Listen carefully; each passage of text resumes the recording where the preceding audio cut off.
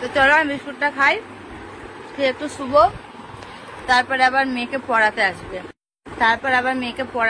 এক্ষুনি 5টার দিক করে পড়াতে আসবে। চলো পড়িয়ে টড়িয়ে যাক, বিকালে যদি বৃষ্টি কমে তো একটু বাজার যাব, তখন আবার আসছি।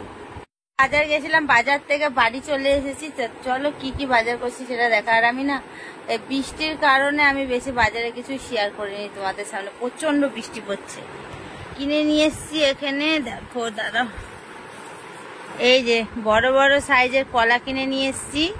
কলাগুলো কিন্তু অনেকটা বড়, এই যে আমি বড়ই নিয়ে এসছি। আর এর মধ্যে আর কি আছে, এর মধ্যে আছে এই যে কি যেন নামটা ভুলে গেলাম, এটা কি নাম বললাম রে, নাশপাতি। হ্যাঁ নাশপাতি।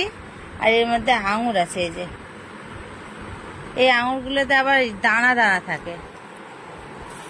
আর নিয়ে এসছি আপেল আছে, পেঁপে আছে, আর এখানে মিষ্টি আছে, আর এটাতেও রসগোল্লা আছে, আর এখানে আছে লোটে মাছের পকোড়া,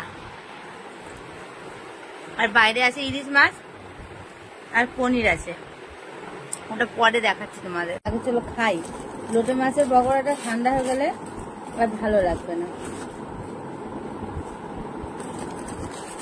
কোনটা নিবি, বড়টা তুই নে, আমি এটা নিই।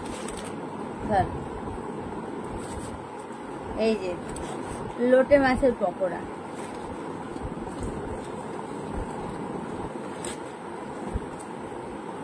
এক একটা পকোড়া 20 টাকা করে দাম।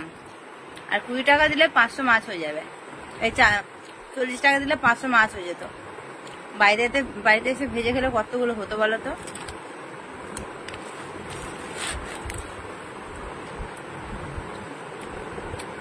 টেস্ট নেই, পকোড়া খেয়ে কোনো স্বাদই পেলাম না।